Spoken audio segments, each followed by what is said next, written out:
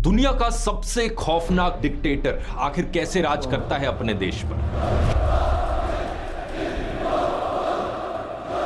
North Korea में आम लोगों की डेली लाइफ कैसी गुजरती है, ये सोचने में भी आपको घुटन महसूस होगी। यहाँ सरकार की पूरी कोशिश रहती है कि लोगों की पर्सनल लाइफ के हर एक एस्पेक्ट को कंट्रोल किया जाए। कौन कहाँ रहेगा, क्या काम करेगा, क्या पढ़ेगा, यह सब सरकार डिसाइड करती है। आप कैसे कपड़े पहनते हो, कैसे बाल कटाते हो, कैसी फिल्में देखते हो, ये भी सरकार आपको बताती है। एक रैंडम टाइम पर आपके फोन का ऑपरेटिंग सिस्टम एक स्क्रीनशॉट लेगा और यह स्क्रीनशॉट जाता है सीधा सरकार के पास, ताकि उन्हें हमेशा पता लग सके कि आप अपने फोन पर क्या देख रहे हो।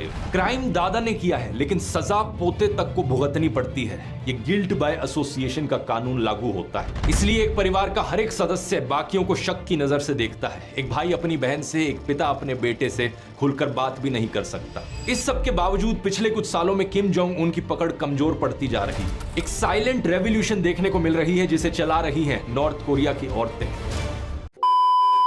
सो गाइस, ध्रुव की न्यू वीडियो आ चुकी है, नॉर्थ कोरिया एक्सप्लोर। तो चलते हैं, स्टार्ट करते हैं, रिएक्शन करते हैं, देखते हैं कैसी वीडियो बनाई है ध्रुव ने। नमस्कार दोस्तों, साल 1981 नॉर्थ कोरिया के पॉलिटिकल प्रिजन कैंप नंबर 14 में एक प्रेग्नेंट औरत को कैद किया गया है। इस औरत का जेल में ही बच्चा पैदा होता है। अपने बच्चे का ये नाम रखती हैं शिन डोंग ह्यक, और ये लड़का जेल में ही बड़ा होता है। असल में बात क्या है कि नॉर्थ कोरिया की सरकार गिल्ट बाय एसोसिएशन के कॉन्सेप्ट में मानती है। अगर कोई व्यक्ति कोई पॉलिटिकल क्राइम करता है तो उसके पूरे परिवार को जेल में डाल दिया जाता है। एक इंसान के किए की सजा 3 जनरेशंस को भुगतनी पड़ती है। यानी कि दादा ने अगर कोई क्राइम किया है तो पोता भी जेल में जाएगा। इसलिए शिन डोंग बचपन से ही जेल में बड़ा हुआ, क्योंकि नॉर्थ कोरियन सरकार का मानना था कि उसका खून गंदा हो चुका है। जेल में उसका बचपन बहुत ही खराब हालातों में गुजरा। उसे खाने में सिर्फ थोड़ा सा मक्के का दलिया दिया जाता था। वो जिंदा रहने के लिए घास और चूहे खाने लगता था। इस प्रिजन कैंप में करीब 20,000 कैदी थे और इस कैंप के रूल्स बड़े सिंपल थे। अगर आप भागने की कोशिश करोगे तो आपको सीधा गोली से मार दिया जाएगा। अगर आप किसी दूसरे को भागने की बात करते हुए सुनते हो और रिपोर्ट नहीं करते तो आपको भी मार दिया जाएगा। एक दिन जब शिन डोंग 13 साल की उम्र का हो गया था, उसने अपनी माँ और अपने भाई को जेल से भागने का प्लान बनाते हुए सुना। उसे ज्यादा समझ नहीं थी, छोटा था, बेचारा भूखा था, तो उसने ये बात जाकर गार्ड्स को बता दी, इस उम्मीद में कि गार्ड्स उसे थोड़ा ज्यादा खाना दे देंगे। इसके 7 महीने बाद सभी कैदियों को ग्राउंड पर इकट्ठा किया जाता है और सबसे आगे शिन डोंग को लाकर खड़ा किया जाता है और उसकी आंखों के सामने प्रिजन गार्ड्स उसकी मां को फांसी पर चढ़ा देते हैं और उसके भाई को गोलियों से मार देते हैं। ये सब देखने पर शिन डोंग को मजबूर किया जाता है और इसके बाद 6 महीने तक बेरहमी से उसका टॉर्चर भी किया जाता है। साल 2005, 23 साल की उम्र पर शिन डोंग खुद भागने की कोशिश करता है इस प्रिजन कैंप से और चांस की बात है कि वो सक्सेसफुल हो जाता है। गार्ड्स की नजरों से बचते हुए किसी तरीके से ये नॉर्थ कोरिया छोड़कर चाइना पहुंच जाता है और वहां से साउथ कोरिया, और यही कारण है कि इसकी कहानी दुनिया को पता चल पाती है। आगे चलकर शिन एक ह्यूमन राइट्स एडवोकेट बनते हैं। यूनाइटेड नेशंस तक इनकी आवाज पहुंचती है और इन पर यह बड़ी फेमस किताब लिखी जाती है, escape from camp 14। In the Bible, you read about heaven and hell, and where in hell, those have to live amongst the flames. That's what the prison camp was like. Shin जैसे survivors की कहानियों पर आधारित आइए समझते हैं आज के इस वीडियो में दोस्तों कि नॉर्थ कोरिया में डेली लाइफ एक्चुअली में दिखती कैसी है। आम लोगों की जिंदगियां कैसी गुजरती हैं दुनिया की सबसे खौफनाक डिक्टेटरशिप में।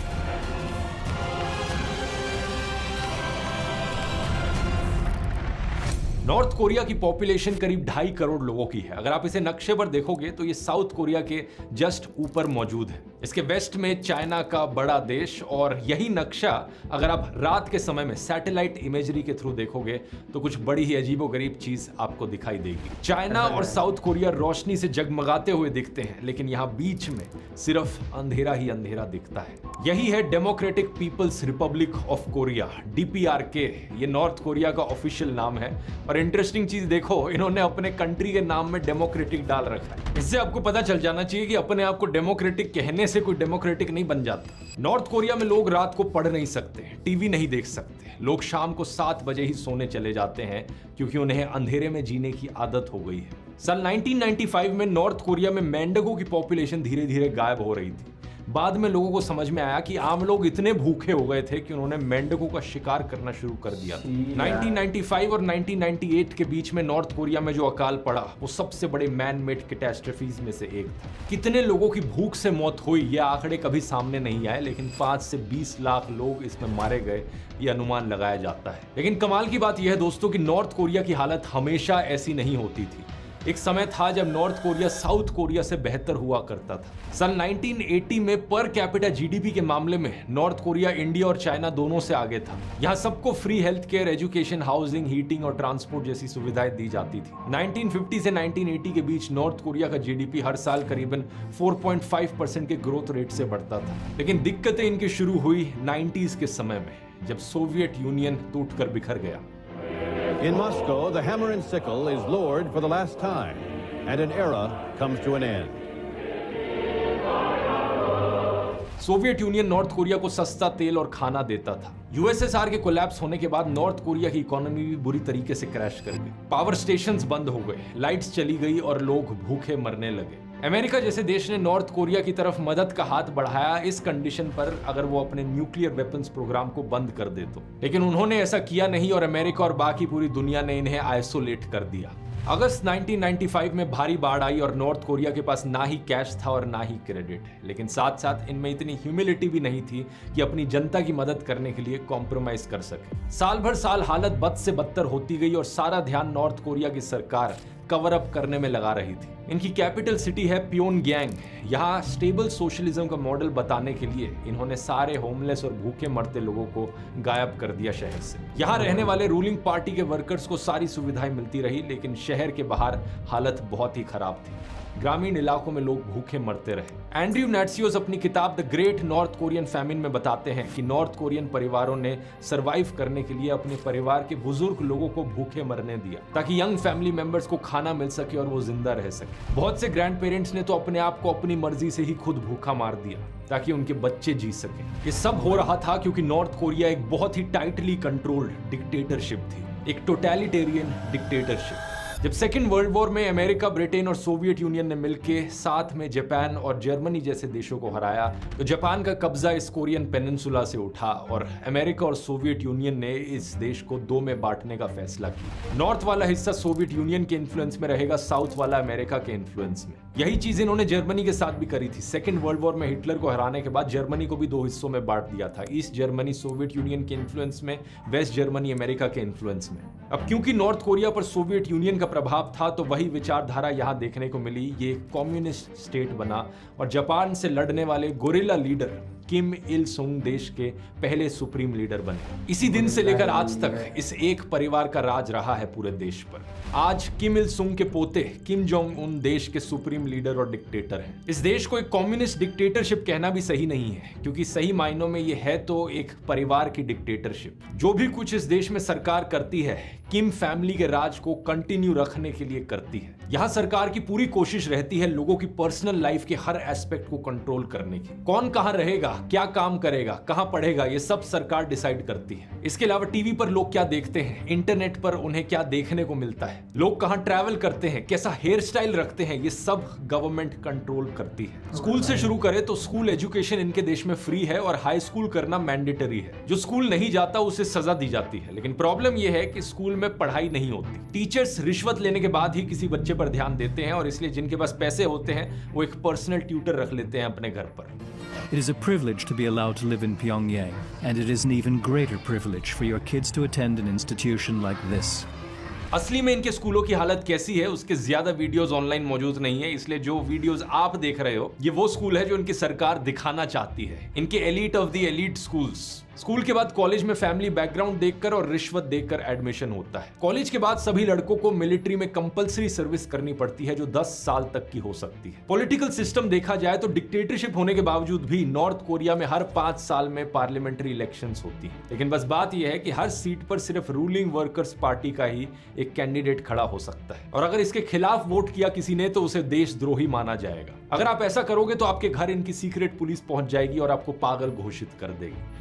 सीक्रेट पुलिस क्या है इसकी आगे वीडियो में बात करते हैं। लेकिन यही कारण है कि नॉर्थ कोरिया का जो वोटिंग परसेंटेज है वो 99.9% से भी ज्यादा है। ऑलमोस्ट हर एक इंसान यहाँ पर वोट देता है। सरकार वोटिंग को एक अनऑफिशियल सेंसस के तौर पर देखती है और जनता पर कंट्रोल रखने के लिए इस्तेमाल करती है। नॉर्थ कोरिया में कौन कैसे कपड़े पहनेगा, कैसे बाल कटाएगा, ये सब गवर्नमेंट तय करती है। इनकी एक अप्रूव्ड हेयर स्टाइल्स की लिस्ट है। अभी महिलाओं और पुरुषों के लिए सिर्फ 15-20 हेयर स्टाइल्स ही अप्रूव किए गए हैं। 2017 के न्यूज आर्टिकल में मेंशन की गई इस फोटो को देख सकते हो जिसमें आदमियों के 15 हेयर स्टाइल्स दिखाए गए हैं। अगर आपको अपने बाल कटाने हैं नॉर्थ कोरिया में तो इन 15 में से एक हेयर कट चुन लो। और एक चीज नोटिस करोगे आप कि इनके डिक्टेटर किम जोंग उनका जो खुद का हेयर कट है वैसा हेयर कट इस अप्रूव्ड लिस्ट में नहीं आता, क्योंकि वैसा हेयर स्टाइल किसी और को रखने की इजाजत नहीं है। वो जैसा चश्मा पहनते हैं नॉर्थ कोरिया में कोई भी और इंसान वैसा चश्मा नहीं पहन सकता। इस देश में लोग अपने बालों पर डाई भी नहीं कर सकते क्योंकि यहाँ डाई पर भी बैन है। इसके साथ साथ कपड़ों की बात की जाए तो ब्लू जीन्स, रिप्ड जीन्स और स्किनी जीन्स पर भी बैन लगा हुआ है। इसके अलावा ब्रांडेड कपड़े भी बैंड हैं क्योंकि इन्हें वेस्टर्न कल्चर के प्रभाव के तौर पर देखा जाता है। लड़कियों के लिए टाइट ड्रेस, छोटी स्कर्ट और सन हैट पहनने पर भी मनाही है। इन सब रूल्स के अलावा आपके कपड़े किसी भी एस्पेक्ट से वेस्टर्न कल्चर से इन्फ्लुएंस नहीं हो सकते। महिलाएं रेड लिपस्टिक नहीं लगा सकती। मेकअप को भी वेस्टर्न इन्फ्लुएंस के तौर पर देखा जाता है, तो कम से कम मेकअप करना ही अलाउड है। अब इतने सारे रूल्स सुनकर आपके मन में भी सवाल उठेगा कि आखिर इन रूल्स को इंप्लीमेंट कौन करेगा। इसके लिए है दोस्तों नॉर्थ कोरिया में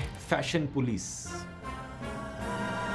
मजाक नहीं कर रहा, अगर किसी इंसान ने इन रूल्स को तोड़ने की कोशिश करी तो फैशन पुलिस का सामना उन्हें करना पड़ेगा। ये फैशन पुलिस के लोग आम जगहों पर घूमते रहते हैं चुप चुप कर। जो भी रूल्स के खिलाफ कपड़े पहनता नजर आता है उनके कपड़ों को काट दिया जाता है। कुछ लोगों को फाइन भरना पड़ता है और कुछ लोगों को तो जेल की भी सजा हो जाती है। एक इंसान के ड्रेसिंग स्टाइल को लेकर आखिर सरकार इतना क्यों कंट्रोल करना चाहती है? इसके पीछे कारण है कि इनकी सरकार फैशन को एक कल्चरल इन्वेजन के तौर पर देखती है। उनका मानना है कि ये वेस्टर्न कैपिटलिस्ट लाइफस्टाइल अगर इनके देश में घुस गया तो ये देश के लिए खतरा है। उन्हें इस बात का डर है कि अगर लोग विदेशी चीजों को पसंद करने लग गए तो अपने देश को पसंद करना बंद कर देंगे। नॉर्थ कोरियन सरकार इस मुद्दे पर इतनी सीरियस है कि 2005 में इन्होंने हेयर स्टाइल्स को लेकर एक प्रोपेगेंडा सीरीज भी बना दी थी, let's trim our hair in accordance with the socialist lifestyle.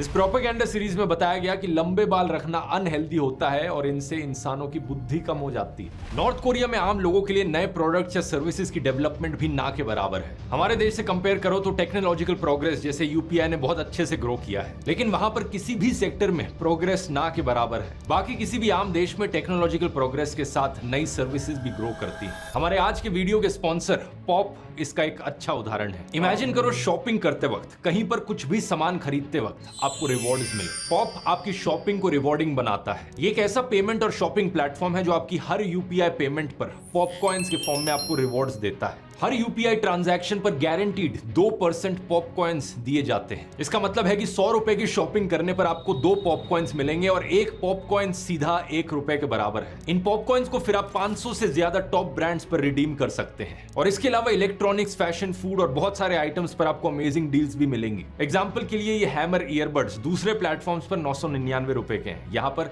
सिर्फ 699 रुपए के हैं पॉप कॉइन्स के साथ। महंगा क्यों खरीदना जब यहाँ बेस्ट सेविंग्स मिलती हैं। एक्सक्लूसिव प्राइजेस सिर्फ पॉप कॉइन्स के साथ, अर्निंग्स भी और सेविंग्स भी। ध्यान देने वाली बात यह है कि पॉप क्लब एक वॉलेट सर्विस नहीं है। आपके लिए एक स्पेशल ऑफर भी अगर आप इंटरेस्टेड हैं। आपकी पहली पॉप यूपीआई ट्रांजैक्शन करने पर आपको बोनस पॉप कॉइन्स मिलेंगे, लेकिन यह ऑफर केवल 10 दिन तक ही रहेगा। लिंक आपको इसका नीचे डिस्क्रिप्शन में मिल जाएगा। उस लिंक के जरिए आप पॉप क्लब ऐप को डाउनलोड कर सकते हैं और ये स्पेशल ऑफर क्लेम कर सकते हैं। अब अपने नॉर्थ कोरिया के टॉपिक पर वापस आते हैं। इस टोटलिटेरियन विचारधारा का अगला एस्पेक्ट आता है लोगों की मूवमेंट को कंट्रोल करना। लोग अपने ही देश में एक हिस्से से दूसरे हिस्से नहीं जा सकते। इसके लिए उन्हें परमिशन लेनी पड़ती है और पर्पस बताना पड़ता है कि वो ये क्यों कर रहे हैं। ये तो बात हुई डोमेस्टिक ट्रैवल की, लेकिन अगर कोई इंटरनेशनल ट्रैवल करना चाहे, अपने देश से बाहर घूमने जाना चाहे, तो उस पर और भी ज्यादा स्ट्रिक्ट बैन लगा हुआ है। कोई भी सरकार की अनुमति के बिना देश से बाहर नहीं जा सकता और बिना परमिशन के बाहर जाने को देश के साथ विश्वासघात माना जाता है। ऐसा अगर कोई करेगा तो उसके पूरे परिवार को फोर्स्ड लेबर और टॉर्चर से लेकर उम्र कैद और मौत तक की सजा हो सकती है। जिन शिनडोंग की कहानी मैंने आपको वीडियो के शुरू में बताई थी, जानते हो कि उनका पूरा परिवार क्यों बंद था इस प्रिजन कैंप में? क्योंकि शिनडोंग के एक अंकल साउथ कोरिया भाग गए थे। इस बात के लिए पूरे परिवार की कई जनरेशंस को जेल में डाल रखा था इस प्रिजन कैंप में। इस बात पर भी इनकी सरकार इतनी सीरियस है कि कोविड के बाद बॉर्डर गार्ड्स को देश छोड़ने या देश में घुसने की कोशिश कर रहे किसी भी इंसान को देखते ही गोली मारने का आदेश था। इस आदेश के बाद 14 लोगों की गोली मारकर हत्या कर दी गई थी। लेकिन इतने खतरे के बावजूद भी दोस्तों, लोग देश से भागने की कोशिश करते रहते हैं। ज्यादातर लोग भागकर चीन जाते हैं क्योंकि लैंड बॉर्डर से कनेक्शन उसी तरफ ज्यादा आसान है। लेकिन चाइना खुद एक डिक्टेटरशिप है और चाइना की सरकार इन लोगों को वापस नॉर्थ कोरिया को सौंप देती है। 2023 की इस खबर को देखिए, चाइना ने लगभग 500 लोगों को जबरदस्ती वापस नॉर्थ कोरिया भेज दिया। एंटरटेनमेंट की बात की जाए तो नॉर्थ कोरिया में कोई फॉरेन मूवीज रिलीज नहीं होती हैं। यहाँ टीवी और रेडियो पर सरकारी चैनल ही आते हैं जिन पर सरकार का प्रोपेगेंडा भर भर कर दिखाया जाता है। The morning broadcast begins with the national anthem and tributes to North Korea's former rulers. There are cartoons, news programs praising the regime, and of course, the star of the show. Kim Jong-un is presented as a god, provoking fan frenzies reminiscent of Taylor Swift, a man of the people, even braving floodwaters, narrowly dodging tree branches to rescue his citizens. Foreign shows और movies देखना भी एक गंभीर अपराध है। पकड़े जाने पर सख्त सजा होती है। 2022 की इस खबर को देख लीजिए। एक साउथ कोरियन ड्रामा देखने और डिस्ट्रीब्यूट करने के लिए 2 टीनेजर्स को 12 साल हार्ड लेबर की सजा सुनाई। इमेजिन करके देखो, यहाँ पर कोई बच्चा एक साउथ कोरियन मूवी देखना चाहता है और इस गुनाह के लिए उसे 12 साल जेल में डाल दिया जाए। 2022 की ही एक और खबर है जहां साउथ कोरियन फिल्में और म्यूजिक देखने और शेयर करने के लिए एक युवक को तो सरेआम गोली मारकर मौत की सजा दे दी गई थी। लेकिन इसके बावजूद भी एंटरटेनमेंट की इतनी सख्त कमी है देश में कि लोग छिप छिप कर साउथ कोरियन ड्रामास को स्मगल करते हैं। यहाँ के लोकल मार्केट्स में ब्लैक में आपको साउथ कोरियन फिल्में मिल जाएंगी। पहले क्या होता था, इनकी डीवीडीज मिलती थी तो लोग पुराना चाइनीज डीवीडी प्लेयर खरीद कर ये शोज देखते थे अपने घर में। इनको पकड़ने के लिए सरकारी अथॉरिटीज रैंडमली बिजली काट देते थे। लाइट जाने का मतलब है कि सीडी डीवीडी वहीं अटक जाएगी, वो बाहर नहीं आ सकती उस डीवीडी प्लेयर से। तो इस दौरान अंधेरी रात में वो घुसते थे लोगों के घरों में और डीवीडी प्लेयर्स फिर जबरदस्ती खोलकर देखते थे कि कौन सी डीवीडी लगी हुई है। टाइम के साथ साथ लेकिन लोगों ने यूएसबी स्टिक्स का इस्तेमाल करना शुरू कर दिया और इन्हें छुपाना ज्यादा आसान होता है। Even though North Koreans lack internet connections, they can watch smuggled movies and TV shows on their computers or on Chinese video players with USB ports like these called Notels. ये विदेशी शोज और movies देखते समय लोग अपने घर की lights और सारी खिड़कियां बंद करके देखते हैं ताकि पड़ोसियों को भी ना दिख सके और आवाज बहुत कम करके शोज देखते हैं। इंटरनेट की बात करी जाए तो बहुत ही लिमिटेड इंटरनेट नॉर्थ कोरिया में चलता है। इसे चलाने के लिए भी सरकार की परमिशन लेनी पड़ती है। परमिशन लेने के बाद एक लाइब्रेरियन 2 लोगों के बीच बैठा रहता है, नजर रखता है कि आप क्या सर्च कर रहे हो इंटरनेट पर। हर 5 मिनट में कंप्यूटर का स्क्रीन फ्रीज हो जाता है और आगे इंटरनेट इस्तेमाल करने के लिए लाइब्रेरियन को अपना फिंगरप्रिंट लगाना पड़ता है। एक आदमी सिर्फ 1 ही घंटे तक इंटरनेट चला सकता है और ज्यादा समय चाहिए तो दोबारा से सरकार से परमिशन लेनी पड़ती है। आम लोगों के लिए नॉर्थ कोरियन सरकार ने खुद का एक इंटरनल इंटरनेट बना रखा है, इंट्रानेट कह सकते हो इसे। लोग अपने फोन और कंप्यूटर्स में ये इंट्रानेट चलाते हैं जहां पर सब कुछ कंट्रोल्ड है। एग्जैक्टली कौन सी वेबसाइट्स इस इंटरनेट पर अवेलेबल है ये सरकार ने चुन चुन कर बनाई है और कुछ ही गिनी चुनी वेबसाइट्स हैं इस पर। इसके अलावा ये इतना महंगा है कि ज्यादातर लोग इसे इस्तेमाल कर ही नहीं पाते। नॉर्थ कोरिया में किसी भी तरीके का सोशल मीडिया एग्जिस्ट नहीं करता है। यहाँ फेसबुक और नेटफ्लिक्स जैसी वेबसाइट्स के क्लोन बनाने की कोशिश करी गई थी लेकिन ये कोशिश सफल नहीं हुई। जो स्मार्टफोन्स यहाँ मिलते हैं उन्हें बड़े भयंकर तरीके से सेंसर किया जाता है। उन फोन्स के जरिए आप कोई भी इंटरनेशनल कॉल नहीं कर सकते। एक रैंडम टाइम पर फोन का ऑपरेटिंग सिस्टम एक स्क्रीनशॉट लेता है। ये स्क्रीनशॉट सरकार के पास जाता है ताकि देख सके सरकार की एग्जैक्टली आप अपने फोन पर क्या कर रहे हो। इसके अलावा इन स्मार्टफोन्स में सॉफ्टवेयर की कोडिंग इस तरीके से करी गई है कि सिर्फ गवर्नमेंट अप्रूव्ड कंटेंट ही दिखे। सरकार द्वारा अप्रूव्ड एप्स डाउनलोड करने के लिए कोई ऐप स्टोर नहीं है, उसके लिए भी लोगों को एक फिजिकल स्टोर में जाना पड़ता है। इमेजिन कर सकते हो कि कितनी घुटन में यहाँ पर लोग अपनी जिंदगी जी रहे होंगे। रिलीजन की बात करी जाए तो नॉर्थ कोरिया ऑफिशियली एक एथिस्ट देश है। लोगों को कोई भी रिलीजन प्रैक्टिस या प्रीच करने की आजादी नहीं है और इसकी सजा भी मौत हो सकती है। क्रिश्चियंस को, ईसाइयों को यहाँ खास तौर पर निशाना बनाया जाता है क्योंकि उन्हें अमेरिका से जोड़कर देखा जाता है। पॉलिटिकल प्रिजन कैंप्स में हजारों क्रिश्चियंस बंद हैं जिन्हें टॉर्चर किया जाता है। 2009 में री ह्योन ओक नाम की एक महिला को बाइबल बांटने के लिए सरेआम गोली मार दी गई थी और उसके पति और 3 बच्चों को पॉलिटिकल प्रिजन कैंप भेज दिया गया। ओ माय गॉड फिल्म का एक बड़ा फेमस डायलॉग मुझे याद आता है कि जब आप लोगों से उनका भगवान छीनते हो तो लोग कहीं ना कहीं भगवान ढूंढ ही लेते हैं। लोगों से उनका धर्म कभी मत छीनना। अगर तुम लोगों से उनका धर्म छीनोगे तो वो तुम्हें अपना धर्म बना लेंगे। नॉर्थ कोरिया में किम परिवार खुद एक रिलीजन की तरह बन गया है। खासकर नॉर्थ कोरिया के पहले सुप्रीम लीडर किम इल सुंग और दूसरे supreme leader Kim Jong Il, इन दोनों को देवताओं की तरह पूजा जाता है। घर, ऑफिस, स्कूल और हर एक पब्लिक प्लेस पर इन दोनों नेताओं की तस्वीरें और मूर्तियां हैं। नॉर्थ कोरिया में आप कहीं भी घूमोगे आपको ऐसा लगेगा जॉर्ज ऑरवेल की 1984 नॉवल के बिग ब्रदर की तरह ये दोनों नेता हमेशा आपको देख रहे हैं। सीक्रेट पुलिस घर घर जाकर चेक करती है और अगर इनकी तस्वीरें आपके घर में नहीं मिलती तो आप पर कार्रवाई हो सकती है। लोगों को इन तस्वीरों और मूर्तियों की अपनी जान को खतरे में डालकर भी रक्षा करनी होती है। अगर कोई ऐसा नहीं करता तो उस पर कार्रवाई हो सकती है। साल 2020 का एक केस है जहां पर महिला ने अपने जलते हुए घर से इन नेताओं की तस्वीरों को बचाने की बजाय अपने 2 बच्चों को बाहर निकाला, तो उस महिला को जांच का सामना करना पड़ा और हॉस्पिटल में भर्ती हुए उसके 2 बच्चों को दवाइयां भी नहीं दी सरकार ने। एक और केस देखिए, एक व्यक्ति ने बताया कि जब उसके पिता ने अनजाने में अखबार में छपी किम जोंग इल की तस्वीर को गंदा कर दिया तो उनके पिता को पॉलिटिकल प्रिजन कैंप भेज दिया गया। नॉर्थ कोरिया में आम लोगों की इकोनॉमिक कंडीशन बहुत खराब है। देश की 69% आबादी इतनी गरीब है कि उनके पास 2 वक्त के खाने और पानी, एजुकेशन, हॉस्पिटल जैसी बेसिक जरूरतों के लिए भी पैसे नहीं है। ज्यादातर घरों में फ्रिज, वॉशिंग मशीन और साइकिल जैसी रोजमर्रा के जीवन की चीजें भी नहीं है। इसका एक बड़ा कारण यह है कि देश में लगभग सभी आदमी, सभी पुरुष गवर्नमेंट असाइंड जॉब करते हैं।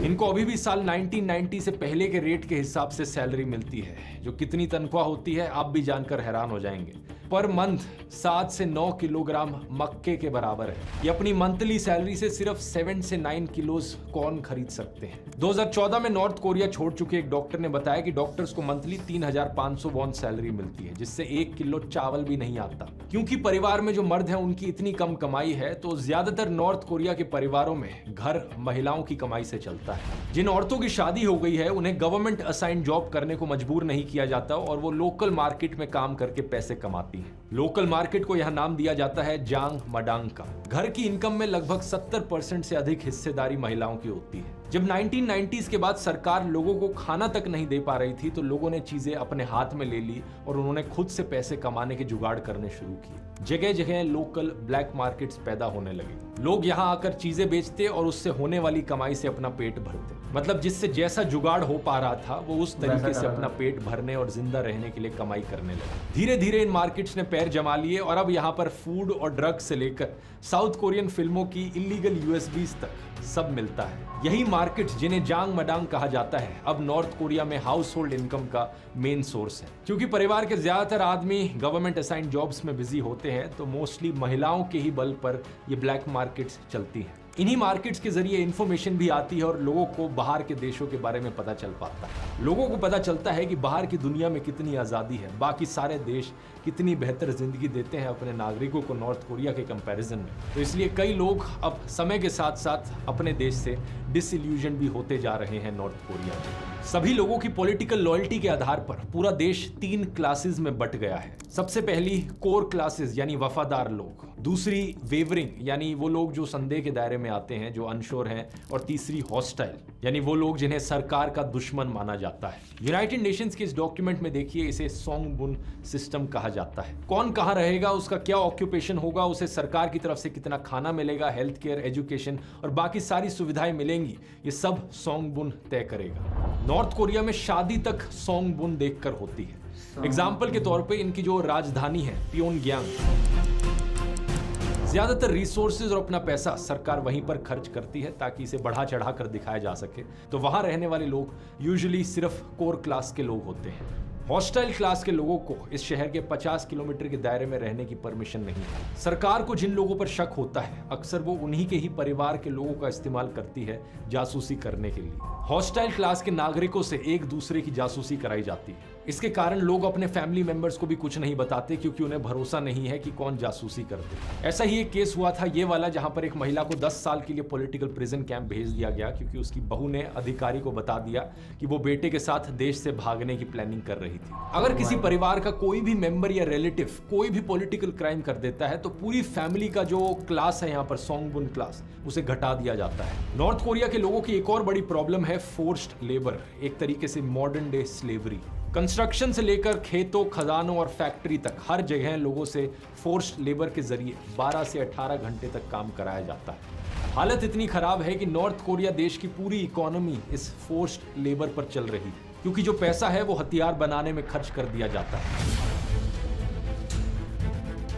सबसे ज्यादा फोर्स्ड लेबर डिटेंशन सेंटर्स और पॉलिटिकल प्रिजन कैंप्स में बंद कैदियों से कार्रवाई कराई जाती है। नॉर्थ कोरिया के कानून में मजदूरी करवाकर प्रिजनर्स को ठीक किया जाता है और आरोपियों को सालों फोर्स्ड लेबर की सजा दी जाती है। अगर आप एक नॉर्थ कोरियन है और आपने इनके डिक्टेटर के खिलाफ कुछ भी गलती से गलत कर दिया तो ना सिर्फ आपके लिए बड़ी मुसीबत हो सकती है बल्कि आपके पूरे परिवार के लिए। यहाँ गिल्ट बाय एसोसिएशन का कॉन्सेप्ट अप्लाई होता है। अगर किसी भी व्यक्ति ने कोई भी पॉलिटिकल क्राइम किया है तो उसके पूरे परिवार को प्रिजन कैंप में डाल दिया जाता है। परिवार की 3 जनरेशंस तक इन कैंप्स में रखी जाती हैं, यानी कि अगर दादा ने कुछ गलत किया है तो उसकी सजा पोते तक को भी भुगतनी पड़ेगी। और इनकी जो जेल्स हैं, इन पॉलिटिकल प्रिजनर्स की कंडीशंस आम लोगों से भी कहीं ज्यादा बुरी होती है। जियोंग क्यूनगिल के अनुसार 50 स्क्वायर मीटर के एक कमरे में 30 से 40 प्रिजनर्स को रखा जाता है। अभी नॉर्थ कोरिया में करीब 5 से 6 प्रिजन कैंप्स हैं जिनमें टोटल 80,000 से लेकर 1,20,000 लोग कैदी बताए जाते हैं। यहाँ कैदियों को अक्सर भूखा मारा जाता है, उनसे 16 से 18 घंटे खदानों में काम कराया जाता है, खेतों में काम कराया जाता है। बदले में खाने के लिए राशन इन्हें इतना कम मिलता है कि केवल इन पर निर्भर रहने वाला कैदी भूख से मर जाता है। लगभग 40% कैदी इनके प्रिजन कैंप्स में भूख के मारे ही मर जाते हैं।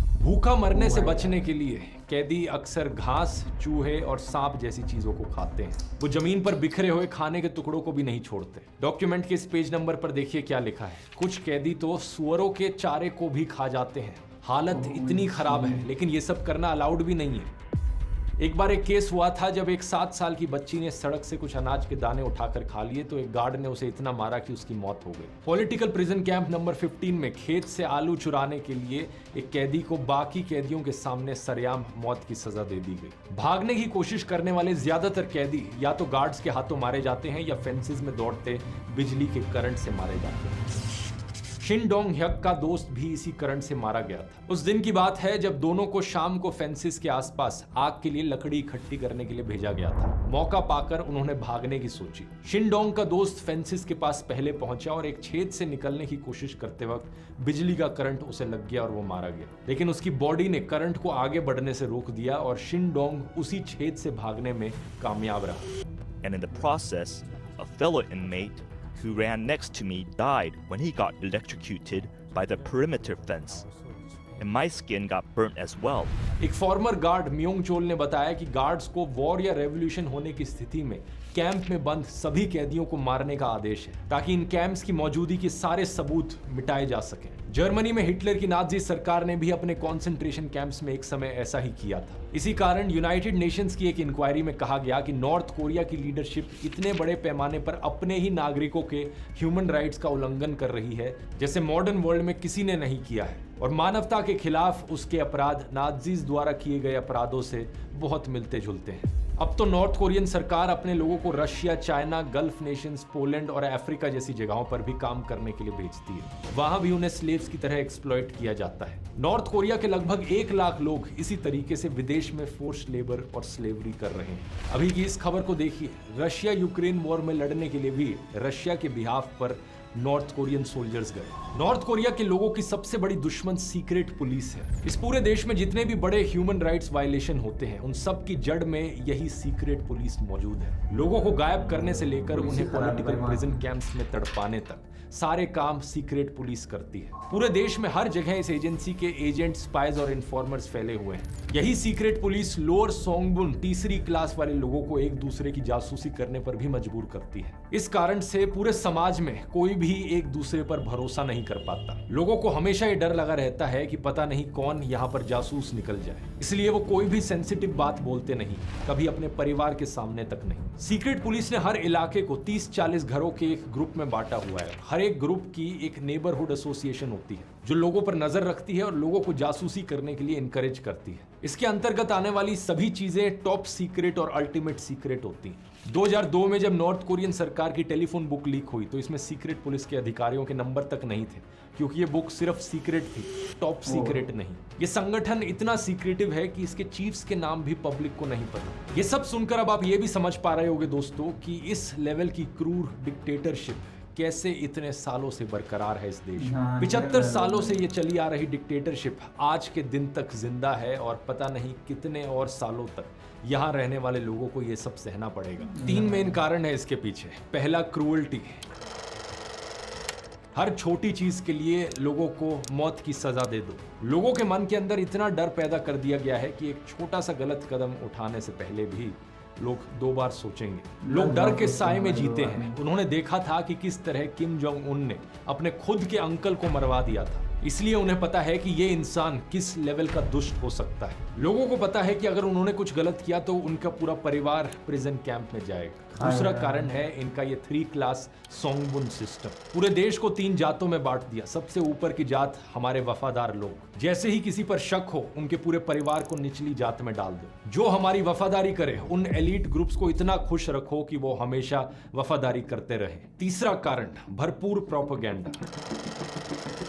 नॉर्थ कोरिया में लोग बचपन से ही प्रोपेगेंडा का शिकार रहे हैं। स्कूल से लेकर कॉलेज तक उन्हें बार बार 100 बार कहानियां सुनाई गई हैं कि कैसे उनके ये सुप्रीम लीडर भगवान जैसे हैं। ढेरों झूठी कहानियां फैलाई गई हैं जिसकी मदद से ये अपने डिक्टेटर को भगवान की तरह पेश करते हैं। ऐसी ही एक कहानी है कि जब किम जोंग उन पावर में आए तब बताया गया कि सिर्फ 3 साल की उम्र में उन्होंने गन चलानी सीख ली। सिर्फ 5 साल की उम्र में वो घुड़सवारी सीख गए थे। कुछ कहानियां और भी ज्यादा अनरियलिस्टिक की कैटेगरी में आ जाती हैं। एक कहानी बताती है कि जब दादा किम इल सुंग ने किम जोंग उन से एक सेब लाने को कहा था तो किम जोंग उन एक शॉवल मांगने लगे, क्योंकि वो पूरे पेड़ को उखाड़ लाना चाहते थे। न्यूज के नाम पर इस देश में सिर्फ और सिर्फ सरकारी प्रोपेगेंडा दिखाया जाता है। कोई भी खबर हो उसमें हमेशा सरकार के गुणगान होते हैं, और कुछ भी बाहर की न्यूज दिखानी हो, फॉरेन देशों में वर्ल्ड न्यूज दिखानी हो तो हमेशा उसे नेगेटिव तरीके से दिखाया जाता है। नॉर्थ कोरिया के लोगों को ऐसा दिखाया जाता है कि बाकी दुनिया में हालात बहुत ही बुरे हैं। लोग करप्शन, बीमारियां और अलग अलग डिजास्टर्स झेल रहे हैं। और दूसरी तरफ नॉर्थ कोरिया में रहने वाले लोग सबसे ज्यादा खुशहाल और लकी लोग हैं, क्योंकि उनके पास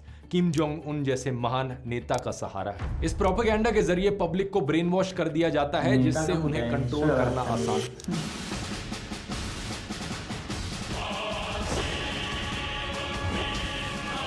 लेकिन कोई भी तानाशाही कितनी ही ताकतवर और कितनी ही खौफनाक क्यों ना हो, हमेशा के लिए नहीं चल सकती। और नॉर्थ कोरिया में भी आज के दिन इसके संदेश साफ दिख रहे हैं कि किम जोंग उन की पकड़ धीरे धीरे कमजोर पड़ती जा रही है। इसका सबसे बड़ा कारण है जांग मदांग का राइज, वो छोटे छोटे ब्लैक मार्केट्स जिन्हें महिलाओं के द्वारा चलाया जा रहा है। जू यांग जो 2010 में नॉर्थ कोरिया छोड़कर भागी थी, उन्होंने बताया कि शुरुआत में सरकार इन मार्केटों पर रोक लगाना चाहती थी। शुरुआत में सरकार हर चीज को कॉन्फिस्केट कर लेती थी, लेकिन टाइम के साथ साथ ये मार्केट्स इतनी तेजी से बड़े हुए, इतनी तेजी से लोगों में फैले कि ऑलमोस्ट हर नॉर्थ कोरियन ने इनमें ट्रेडिंग करनी शुरू कर दी। नॉर्थ कोरिया जितनी ताकतवर सरकार भी इन्हें रोक नहीं पाई, पावरलेस फील करने लगी। साल 2009 में इसके चलते इन्होंने एक बहुत बड़ा करेंसी रीवैल्यूएशन किया। लोगों की प्राइवेट वेल्थ को खत्म करने की कोशिश की, अपना कंट्रोल और जमाने की कोशिश की, लेकिन ये इन पर भारी पड़ गया। नॉर्थ कोरिया जैसे देश में भी जनता की तरफ से इतना आउटरीच देखने को मिला कि सरकार को एक्चुअली में माफी मांगनी पड़ी और कुछ कदम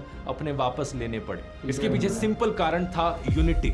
इस मुद्दे पर सरकार लोगों को बांट नहीं पाई, एक दूसरे के खिलाफ जासूसी नहीं करवा पाई, इसलिए फेल हो गई। इन्हीं मार्केट्स की मदद से पिछले कुछ सालों में फॉरेन मीडिया और फॉरेन फिल्मों का इन्फ्लुएंस नॉर्थ कोरिया में तेजी से बढ़ा है। जिस झूठे प्रोपेगेंडा की मदद से सरकार ने बेवकूफ बनाकर रखा था लोगों को, वो कांच की तरह टूटकर बिखरते जा रहा है जैसे ऐसे लोगों को फॉरेन मीडिया का एक्सपोजर मिल रहा है। ये है जियोंग कांग, जिन्होंने 2010 में नॉर्थ कोरिया छोड़ा। साउथ कोरियन ड्रामास की वजह से इनका माइंड पूरी तरीके से खुल गया। इन्हें एक ऐसी दुनिया देखने को मिली जो इन्होंने इमेजिन भी नहीं करी थी एग्जिस्ट करती हो। यूएसबी स्टिक्स की मदद से काम करना और भी आसान हो गया। दो इंटरेस्टिंग डेटा पॉइंट्स हैं यहाँ पर। 81% नॉर्थ कोरियंस जिन्होंने देश को छोड़ा उन्हें यूएसबीज का एक्सेस था, और 98% नॉर्थ कोरियंस जिनके पास यूएसबी थी वो इलीगल मीडिया उसमें कैरी कर रहे थे जो उनकी सरकार के खिलाफ था। मेजॉरिटी जनता को अब धीरे धीरे बाहर की दुनिया के बारे में खबर पता चल पा रही है, क्योंकि नॉर्थ कोरियन लोग इन मार्केट्स में साथ में बैठकर इन इलीगल एक्टिविटीज में एंगेज करते हैं। ये एक नया जरिया बनता जा रहा है लोगों के बीच में ट्रस्ट डेवलप करने का। सरकार का जो जासूसी वाला सिस्टम है, परिवार के सदस्यों में शक और डर पैदा करने का जो सिस्टम है, वो इसके सामने फेल हो रहा है। शिमोन हू, जो 2013 में नॉर्थ कोरिया एस्केप किए, कहते हैं कि हम साथ में बैठकर दोस्तों के साथ ये फॉरेन फिल्में देखते थे, और क्योंकि आपका दोस्त भी आपके साथ बैठकर ये फॉरेन फिल्में देख रहा है तो आपको पता है कि आप उसे ट्रस्ट कर सकते हो, और यही ट्रस्ट यूनिटी के बीज बो रहा है जनता में। एक आखिरी कारण जिसकी वजह से किम जोंग उन की पकड़ कमजोर होती जा रही है वो है करप्शन। मैंने वीडियो के शुरू में बताया था कि कैसे बच्चों को अच्छी शिक्षा देने के लिए आपको अक्सर ब्राइब देनी पड़ती है टीचर्स को।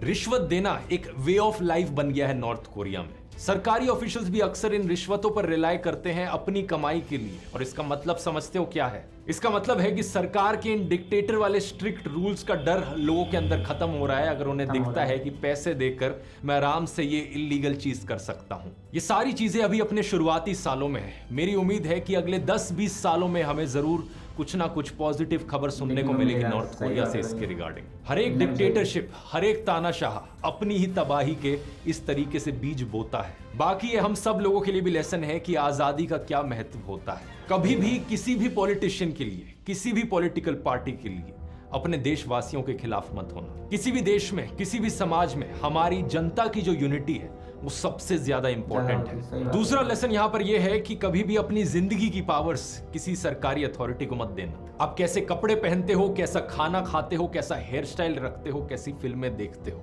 ये सब आपकी अपनी चॉइस है। किसी भी सरकारी अथॉरिटी के पास ये पावर नहीं होनी चाहिए कि वो आपको डिक्टेट करे आप क्या करोगे।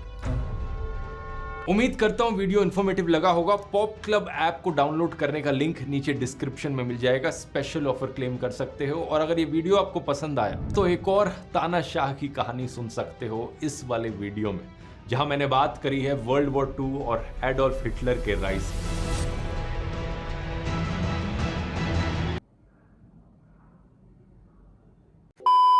तो गाइस काफ़ी इंटरेस्टिंग वीडियो थी। दो आर्टी ने बताया इतना कुछ है कि भाई साउथ कोरिया के बारे में, और भाई अपना इंडिया तो काफ़ी सही है भाई। यहाँ को इतना भाई वो नहीं है यार कि मतलब मूवी देखने पे भी बैन है भाई, कपड़े पहनने में बैन है भाई, मेकअप करने पे बैन है। अब भाई इतना कुछ भाई इंडिया में तो भाई पूरा वो है भाई। इंडिया और पाकिस्तान में भी भाई पूरी छूट है भाई, इंडिया में भी पूरी छूट ही है।